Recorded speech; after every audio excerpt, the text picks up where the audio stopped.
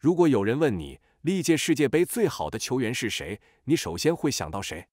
罗纳尔多、贝利、穆勒，我不确定。但有一件事我几乎可以肯定，没有人会想到米洛斯拉夫·克洛泽这个名字，但这并没有阻止他成为世界杯历史上的最佳射手。正如《卫报》曾经写道，米洛斯拉夫·克洛泽是敢于超越进球之神的凡人，但有些人对此并不喜欢。互联网上曾有这样一条评论说，他的俱乐部生涯几乎不存在，任何看他踢球的人都会觉得他是一个低水平或平庸的前锋，没有速度，没有技术，没有盘带，什么都没有。如果我让一个普通球迷试着回忆至少一个克洛泽的进球，大多数人很可能都说不上来，因为克洛泽的所有进球都非常普通，很容易就被遗忘。但事实是，尽管克洛泽在世界杯上的进球率远高于其他赛事，而且所有他的世界杯进球都没有一粒点球，仍然有很多方法可以反驳这样的观点。认为强点型前锋是低水平球员的想法从根本上就是错误的。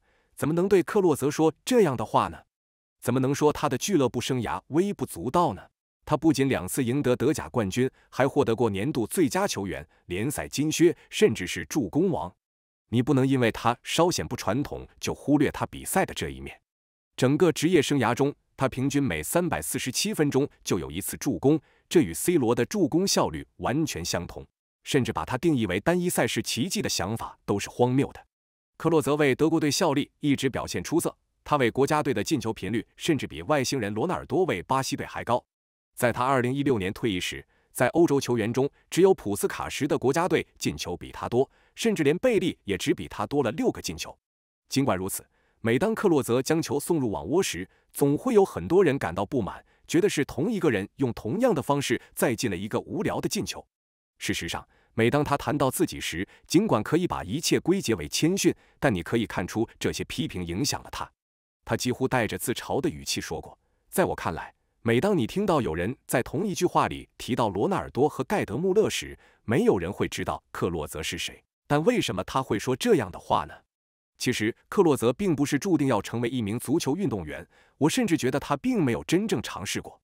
尽管他的父母都是运动员，母亲是手球运动员，父亲是足球运动员，而克洛泽对足球并不感兴趣，直到他被迫去踢球。你看，大家都没意识到，克洛泽并不是德国人，他出生在波兰，父母都是波兰人。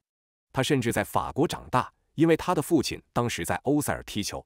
因此，当他8岁搬到德国时，他只会说2句德语 J 和 Danke。可以想象，他很难交到朋友，直到有一天他开始踢足球。正如他自己所说，足球是唯一让我觉得自己融入的东西。其他孩子并不在乎我从哪里来，因为我是最好的，所以他们总是第一个选我。从那以后，他就再也没有放弃过这种感觉，但他也从未试图把它变成一份职业。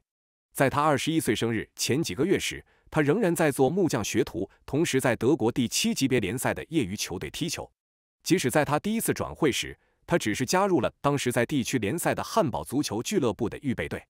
没有人会想到克洛泽会成为一名顶级球员，更不用说仅仅4年后，他就在世界杯决赛中对阵罗纳尔多。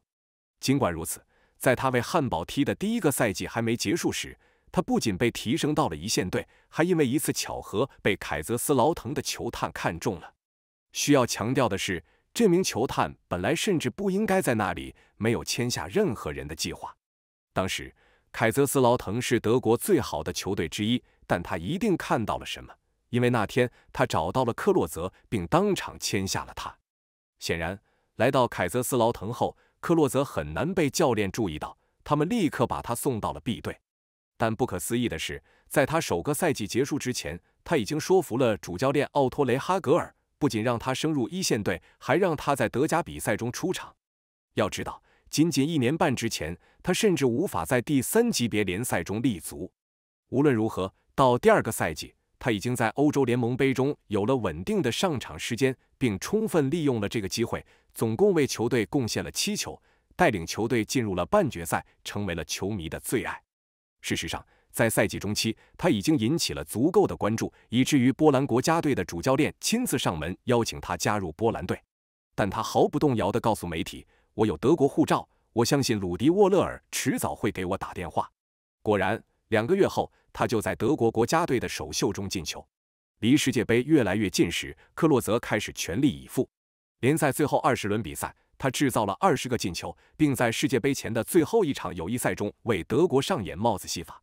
世界杯一开始，鲁迪·沃勒尔毫不犹豫地选择了他，即使队中还有比埃尔霍夫和杨科尔这样的球员。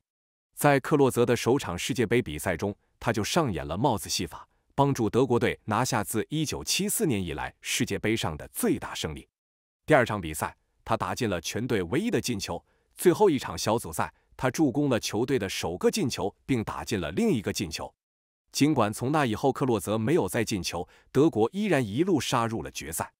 不幸的是，他们最终只能屈居亚军，而克洛泽也只能获得银靴奖。罗纳尔多拿下了最后的金靴和冠军奖杯。然而，如果大多数人猜测在如此意外的崭露头角后，克洛泽会满足于自己所取得的成就，那他们就错了。相反，这场决赛的失败在他心中埋下了一颗种子，他下定决心要让德国成为世界冠军。但不久之后，一切都开始出问题了。凯泽斯劳滕的情况变得艰难起来，他们不再是德国最好的球队之一，这一切从那个时候就开始了。仅仅在世界杯结束2个月后，由于严重的财政问题，俱乐部不得不将克洛泽的转会权出售给了一家博彩公司。在接下来的2年里，克洛泽拼尽全力想要帮助球队稳定下来，但他们却不断下滑，甚至因为财务问题被扣分。到了2004年，克洛泽因膝伤困扰，表现更加艰难，并且失去了国家队首发位置。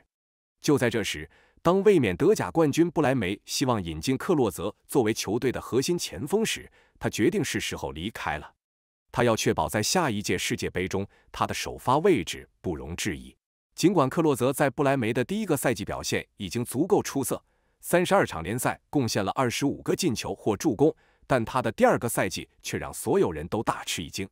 他在整个赛季中贡献了48个进球或助攻，平均每56分钟就参与1个进球，这与莱万多夫斯基2021年的巅峰赛季几乎持平，而那被认为是德甲史上最强的前锋表现之一。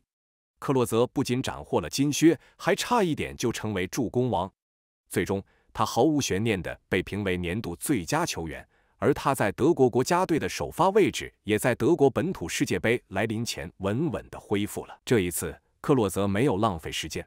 世界杯开赛仅17分钟，他就进球了。下半场，他再进1球。在对阵厄瓜多尔的小组赛最后一场中，他梅开2度。当德国在16强战中迎战瑞典时，波多尔斯基在比赛第4分钟就利用他的反弹球得分，8分钟后又利用他的助攻得分。但克洛泽在本届世界杯中最关键的时刻出现在接下来的比赛，德国对阵阿根廷的1/4决赛。在比赛仅剩12分钟时，德国0-1落后，克洛泽的强点本能发挥作用，他打进关键1球，将比赛拖入点球大战，帮助德国晋级半决赛。然而，在半决赛中，意大利的法比奥·格罗索在加时赛最后1分钟的绝杀，将德国送入了3-4名决赛。德国最终获得季军，而克洛泽则拿下了金靴奖。尽管如此，这个奖项对于克洛泽来说几乎是苦乐参半的。他的5个进球将他送到了世界杯历史射手榜第7位，但罗纳尔多以15个进球的纪录依然遥不可及。正如往常一样，克洛泽没有停止前进。第2年，他赢得了生涯的第1个奖杯——德国联赛杯。随后，他再次在欧洲联盟杯中大放异彩，对阵阿尔克马尔时梅开2度，并助攻1球，带领不莱梅杀入半决赛。但最值得注意的是，他做了一件与人们对他的印象完全相反的事。他终于成为了德甲助攻王，总共送出16次助攻，这是自1993年以来单赛季最多的纪录。这一表现让拜仁慕尼黑向他发出了邀请。有人可能会将这次转会简单的看作是一个没有奖杯的球员在寻找通往荣耀的捷径，尤其是因为这次转会引发了一些争议，导致克洛泽在不莱梅的声誉受损。但实际上，当时的拜仁并没有那么光辉。那个赛季，拜仁在德甲排名第4。这是他们10多年来最差的联赛表现，甚至连欧冠资格都没有拿到。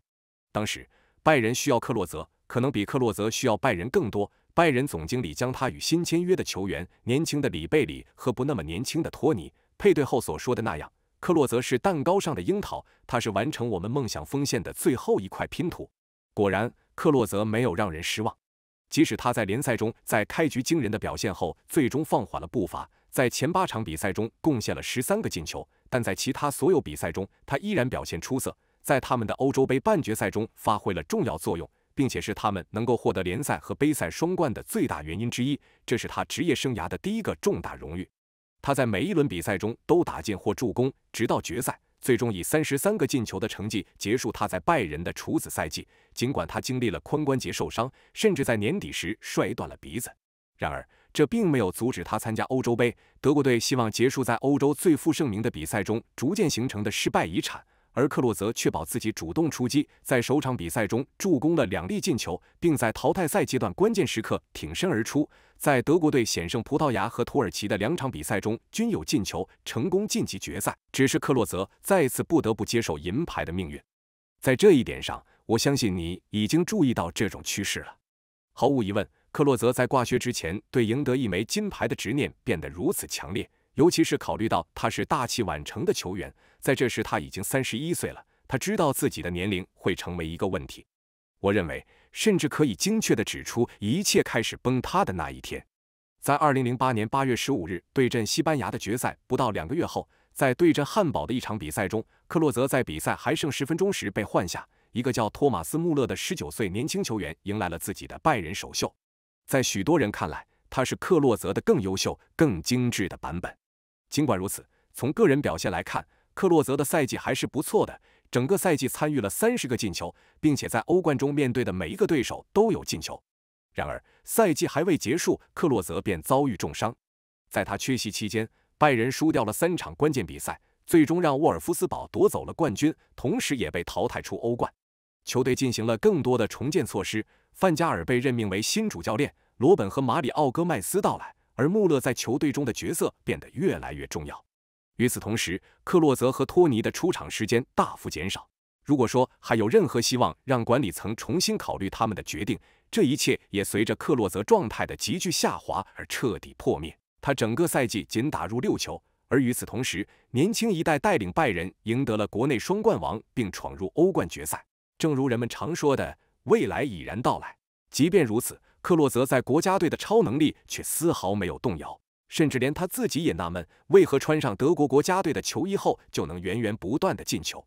他曾说，为什么我为德国队进球，却不能为拜仁进球？每次我都问自己这个问题，也许我只是运气好罢了。不管是幸运还是别的什么原因，一旦世界杯到来，勒夫对克洛泽的信任丝毫没有动摇。他甚至表示对克洛泽有一种好预感，而克洛泽也毫不掩饰自己的雄心壮志，在世界杯前宣布他计划至少打进5球，这将使他成为世界杯历史的最佳射手。一切似乎都开始顺风顺水，克洛泽在比赛开始仅26分钟后就打进了他的首球。然而，在第2场比赛开始不久，他因吃到1张红牌被罚下场，随后被禁赛1场，失去了2次增加进球数的绝佳机会。但这对克洛泽来说并不是问题。他在对阵英格兰的比赛中重返首发，并为球队首开纪录，将德国队送进了1/4决赛。他面对梅西领衔的阿根廷队打进2球，这使得他距离打破纪录仅差1球。然而，接下来的故事却并不美好。德国再次被西班牙击败，而在季军争夺战中，克洛泽被安排坐在替补席上，目送穆勒打进他的第5球，超过克洛泽并夺得金靴奖。尽管克洛泽从不是一个抱怨的人，但在世界杯后的第1次采访中，从他的言语中可以感受到，他觉得自己受到了不公正的待遇。他说：“我感到有些遗憾，我想我可能再也不会参加世界杯了。”让他坐在那场比赛的替补席上，似乎就像是勒夫阻止了他完成自己的传奇。但回头来看，这或许是最好的结果。口袋里装着4枚奖牌，却没有一丝金光。如果他没有追逐那个记录，也许那真的是他的最后一届世界杯。然而，这种被背叛的感觉促使他最后一次全力以赴。如果说之前他的俱乐部和国家队表现存在失衡，那么之后则是另一番景象。在肋骨受伤和肌肉撕裂的情况下，即使第2年克洛泽的表现如此糟糕，以至于拜仁最终选择放弃他，但在国家队，他在每一场比赛中都取得了进球，6场比赛打进9球。接下来的3年里，他尽一切努力保持自己的状态，在意大利建立了全新的职业生涯，并与时间抗争，拼尽全力捍卫自己在国家队的位置。即便在2014年赛季表现较弱，经历了5次伤病和1次手术，但是勒夫仍然信任他，将他选入了职业生涯的第4届世界杯阵容。当时他和德罗巴一样，以36岁的高龄成为了世界杯上最年长的前锋。尽管勒夫在第一场比赛中让他休息，但当德国队在对阵加纳的比赛中落后时，比赛还剩20分钟，勒夫选择将他换上场。结果就像他之前每次踏上世界杯赛场一样，仅76秒后，克洛泽便打进了扳平比分的一球，同时追平了世界杯历史进球纪录，还能有什么期待呢？2周后，德国再次站在决赛的门槛上。克洛泽在对阵东道主巴西的比赛中首发，仅23分钟，他便打进一球，将比分改写为2-0。而在看台上，罗纳尔多目睹了自己的纪录被克洛泽打破，但公平地说，这并不是他那天目睹的最糟糕的事情。即使在决赛中，克洛泽没能改变比赛的胜负，于是他被马里奥·格策换下时，正如他自己所说的，我对他说，我坚信他将在比赛中起到决定性的作用。这是我在更衣室里对他说的话，也是在他进来时我告诉他的。从那一刻起，我就非常确信了。在他第一次参加世界杯12年后，在他辞去木匠工作去追逐他从未想过的足球梦想15年后，当克洛泽低头看着他的奖牌时，那枚小小的金色奖牌在他眼中闪耀。尽管他看起来并不起眼，但克洛泽的名字却将永远被铭记。